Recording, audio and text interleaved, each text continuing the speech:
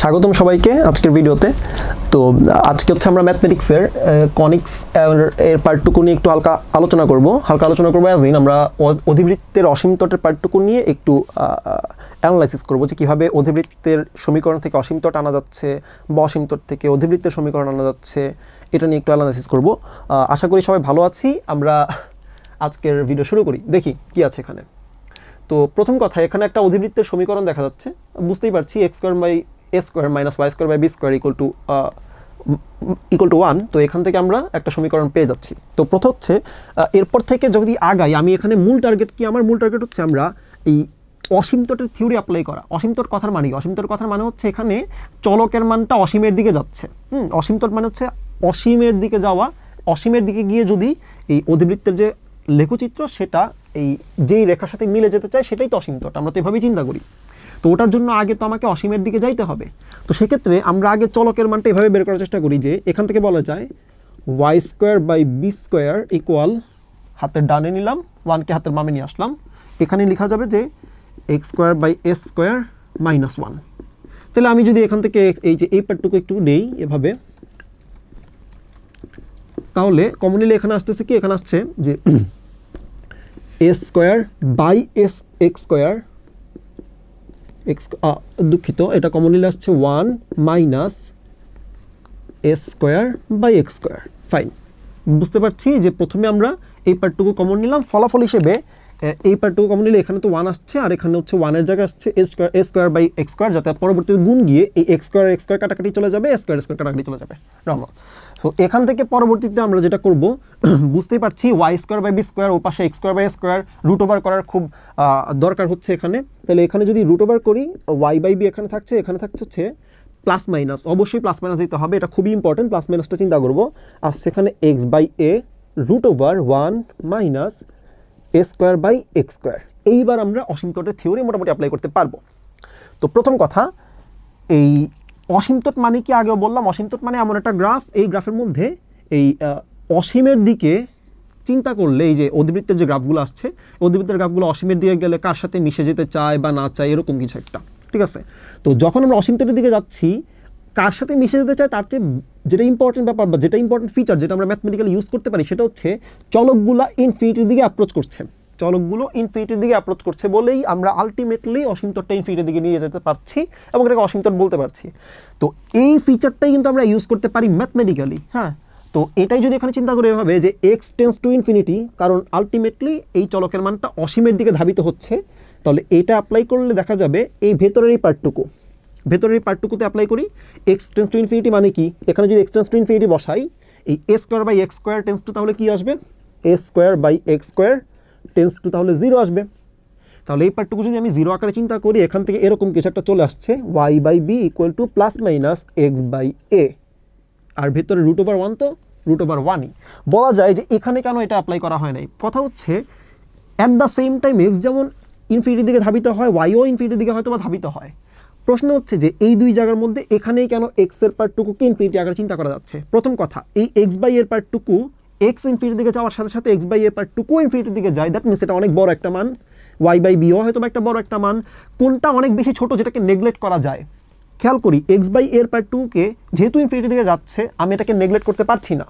কিন্তু A square by X square, X যখন ইনফিনিটির দিকে যাচ্ছে, এই এ স্কোয়ার বাই এ স্কোয়ারটা 0-র দিকে যাচ্ছে, যত 0-র কাছাকাছি হচ্ছে তত এটাকে নেগলেক্ট করার সুবিধা আমার জন্য বেশি হয়ে যাচ্ছে। তো এই পার্টটুকুকে যেহেতু আমি নেগলেক্ট করতে পারছি বা 0 আকারে বাদ দিতে পারতেছি, তাই আমি এই পার্টটুকু বাদ দিচ্ছি, কিন্তু আমি এক্স বাই একে বাদ দিতে পারছি না। সো এই পার্টটুকু থাকছে এবং এই পার্টটুকু 0 হয়ে যাচ্ছে।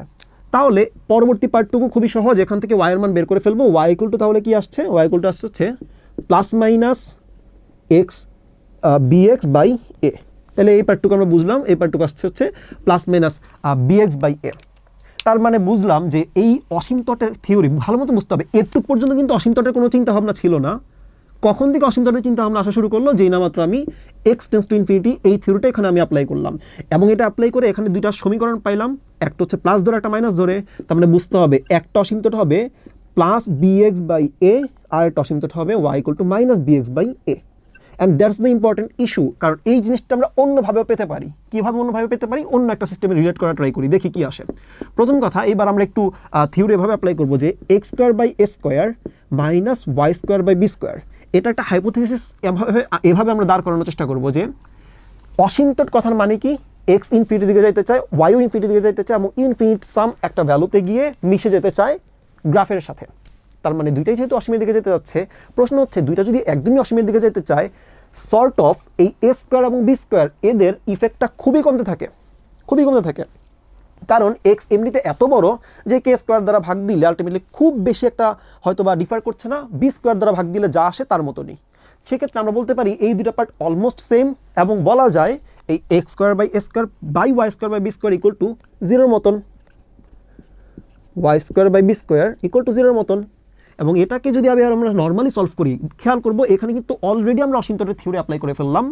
এবার যদি আমরা এটাকে সলভ করার চেষ্টা করি, Y square by B square equal to X square by A square, এবং এখান থেকে ফাইনালি আসে Y equal to plus minus B X by A, যা কিনা আলটিমেটলি ওটার মতনই কিছু একটা আসছে যে Y equal to plus B X by A, Y equal to minus B X by A. Fine. তো প্রশ্ন হচ্ছে এই নতুন থিওরিটা আনার কারণ হচ্ছে এই দুটার মাঝখানে একটা কানেকশন দেখানো। প্রথম কথা, এই প্রথম কেসে অনেক পরে গিয়ে অসীমতটের থিওরি খাটানো, আর পরের কেসে একদম শুরুতে এটা খাটানো, আলটিমেটলি পরেরটাতে খুব দ্রুত চলে আসছে বিষয়টা, এবং দুইটার আনসারটা সেম। তার মানে বুঝলাম এই দুইটার ওয়েটাই মানে দুইটা ওয়েই আলটিমেটলি ইফেক্টিভ। তো এখন যেটা খুব ভালো মতো মাথায় রাখবো সেটা হচ্ছে যে, তার মানে এটা বুঝলাম যে অসীমতটের জন্য অধিবৃত্তের যে সমীকরণ, তার রাইট হ্যান্ড সাইডে যে 1 থাকছে, এই পার্ট 2কে সিম্পলি 0 ধরলে কিন্তু আমরা এমনিতে অসীমতটের ভ্যালুটা বা অসীমতটের ইকুয়েশন পেয়ে যাচ্ছি। ভালো মতন দেখলাম যে আমরা তো এটাই করলাম লাস্ট অ্যাপ্রোচে, যে অসীমতটের ডানের দিকে যে 1-এর পার্টটুকু আমি যদি ওটাকে 0 ধরতে পারি, দেন যা আসছে ওখানেই দুইটা সমীকরণ চলে আসতেছে, যা কিনা আলটিমেটলি অসীমতটের ইকুয়েশন। তাহলে এই থিওরিটা খুব ভালো মতন মাথায় রাখবো এমনভাবে। এবার আমি একটু মুছে দুইটা কনসেপ্ট লিখবো উপরে, দুটা কনসেপ্ট লিখবো এভাবে যে, 1 নম্বর কথা, সমীকরণ ইকুয়াল টু 0। কার সমীকরণ? অধিবৃত্তের সমীকরণ। আমি লিখলাম এই অধিবৃত্তের সমীকরণ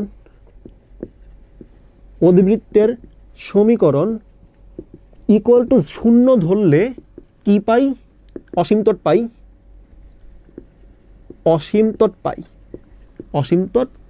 ফাইন, এটা আমরা লিখে রাখলাম 1 নম্বর কথা। সেকেন্ড কথা হচ্ছে, এবার খুব ভালো মতন খেয়াল করবো, সেকেন্ড কথা, এখানে একটু তাকায় দেখি, এখানে এই পার্ট 2কে আমি আজকে Y square by B square equal to X square by A স্কোয়ারকে এভাবে আলটিমেটলি আনছি। ভালো কথা, এটা কিন্তু চাইলে এই লাইন থেকে এভাবে আনা যায়। কীভাবে আনা যায় একটু ভালো মতন খেয়াল করবো, X by A plus Y by B, X by A minus Y by B. কেউ বলতে পারবে না যে এটা ভুল লেখা। কেন? ভালো মতন দেখি, এই সম্পূর্ণ পার্টটুকু একটা সামথিং স্কোয়ার, ওই পার্টটুকু আর একটা something square minus something square, এই পুরোটাকে আমরা এ স্কোয়ার মাইনাস বি স্কোয়ার সূত্রে ফেলতে পারি। তাহলে এটা লেখা যায়, এবং খুব ভালো মতন বুঝতে পারছি এই পার্টটুকে 0 ধরলে একটা ইকুয়েশন, এবং সেটা কি? Y equal to minus B X by A, আর ওই পার্টটুকে ধরলে আরেকটা equation Y equal to plus B X by A. তাহলে এই জিনিসটা বলার কারণটা কি? একই কথা, একই সলিউশন, অন্যভাবে দেওয়া। তো কত হচ্ছে এই জিনিসটা বলার কারণ কি? এই জিনিসটা বলার এই কারণ যে আমরা দেখতে পাচ্ছি অ্যাকচুয়ালি যেই দুইটা অসীমতটের সমীকরণ আমি পাইলাম, এই দুইটা কিন্তু অ্যাকচুয়ালি এই অধিবৃত্তের সমীকরণের লেফট হ্যান্ড সাইডেই ছিল গুণ আকারে, রাইট? ভালো মতন খেয়াল করবো, এই দুইটা অসীমতটের ইকুয়েশন কিন্তু অধিবৃত্তের সমীকরণের মধ্যেই লুকায়ে ছিল গুণ আকারে এবং লেফট হ্যান্ড সাইডের পার্টটুকুতে। তাহলে এই চিন্তাটা যদি মাথায় রাখতে পারি, তাহলে 2 নম্বর কনসেপ্টটা চলে আসে এভাবে যে অসীমতট যে দুইটা পাবো, অসীমতট তো দুইটা পাচ্ছি, অসীমতটের সমীকরণ দ্বয়ের যে গুণফল, সমীকরণ এর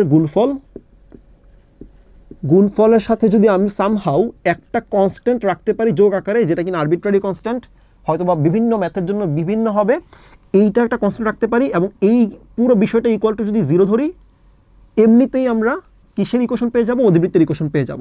প্রশ্ন হতে পারে যে এটাকে তো আলটিমেটলি একটু চিন্তা লাগছে এভাবে যে অসীমতটে তো ভাই আমরা একটা লাইনের ইকুয়েশন পাই, এটা একটা লাইনের ইকুয়েশন, সরলরেখা স্ট্রেট লাইনের ইকুয়েশন, তাহলে অধিবৃত্তের সমীকরণ তো আলটিমেটলি স্কোয়ার আসতেছে।